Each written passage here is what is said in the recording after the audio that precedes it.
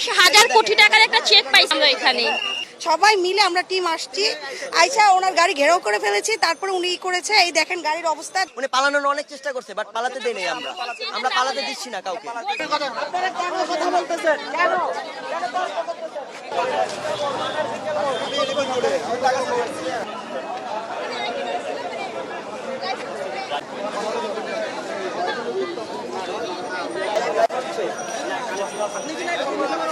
আমরা আটকেছি, ওকে চাচ্ছি। ওরা পরে আমি কি করবো?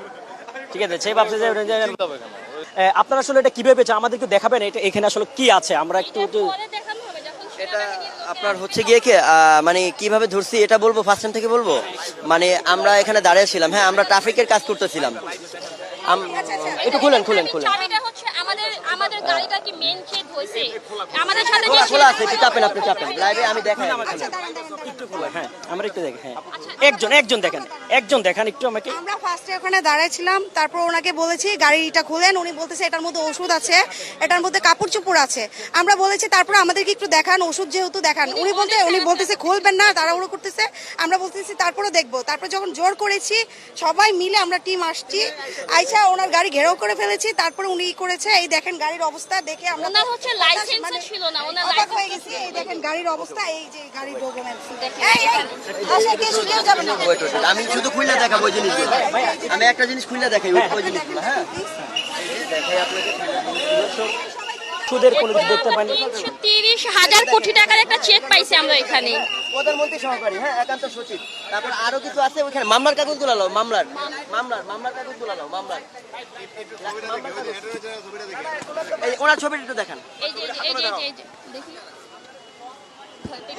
ওনার ছবিটা দেখান। Outlook Byron. জি ভাই একজন এটা চলুন, এটা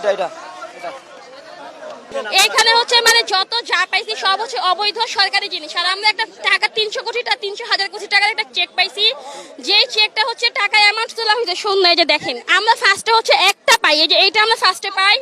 পাওয়ার পরে হচ্ছে আমাদের সন্দেহ হয়, ওনাকে অনেকক্ষণ আটকানো হয়, ওনার নাম্বারে কল দেওয়া হয় যে মালিক ওই মেয়েটা আসছিল, ওনার মেয়ে না কি যেন হয়, ওনার ভাই না উনি বলছিল ফার্স্ট টাইম হচ্ছে গিয়ে এই গাড়ির মধ্যে হচ্ছে গিয়ে আপনার জরুরি ওষুধ। হ্যাঁ তো আমরা এটা চেক করে দেখি। পরে বলতেছে যে বাসাবাড়ি, আমার স্যারের বাসাবাড়ি চেঞ্জ করার জিনিসপত্র এগুলা।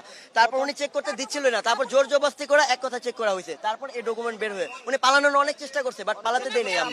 আমরা পালাতে দিচ্ছি না কাউকে। তাহলে আপনি ফার্স্টে কেন বললেন না? বলেন ফার্স্টে আমি ভয় পাইছি এই জন্য। ওনার ড্রাইভার লাইসেন্সও নাই। উনি কি পরিমাণে যে তাড়াহুড়া করতেছিল এটা হচ্ছে বলার বাইরে। হ্যাঁ এখন আমরা হচ্ছে গিয়ে আমরা এখন সেনাবাহিনী আসবে, আমরা তাদেরকে কল দিয়েছি, তারা আসবে, তাদের কাছে সবকিছু হস্তান্তর করা হবে আর কি। আমরা সেনাবাহিনী ছাড়া এটা আমরা কারোর কাছে দিচ্ছি না, আমরা তাদের কাছে দিব। আমরা এখন তাদের জন্য এখন অপেক্ষা করছি, তারা আসবে, তাদের কাছে এটা আমরা হস্তান্তর করবো আর কি। তারপর আল্লাহ এটা যা করা তারা করবে। এটা রাষ্ট্রীয় সম্পদ, এটা যার তার কাছে দেওয়া যাবে না।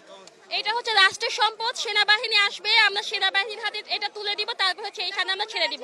ওনারা যা করবে তাই, কারণ এটা হচ্ছে আমাদের সবার সম্পদ। এটা কারণ একা না, আমার সম্পদ, আপনাদের সবার সম্পদ, এটা জনগণের সম্পদ। আপনারা টাকাটা নিয়ে আসলে কি ধরনের সন্দেহ প্রশ্ন? আসলে টাকাটা তো নাই ব্যাংকে। যেই দিন দেওয়া হয়েছে 30 তারিখ মেবি ছিল না নাকি 30 তারিখের দিন মনে হয়, মানে ওই দিনই টাকাটা দেওয়া হয়েছে, আবার হচ্ছে ওই দিনই টাকাটা উঠায় ফেলছে। সাথে সাথে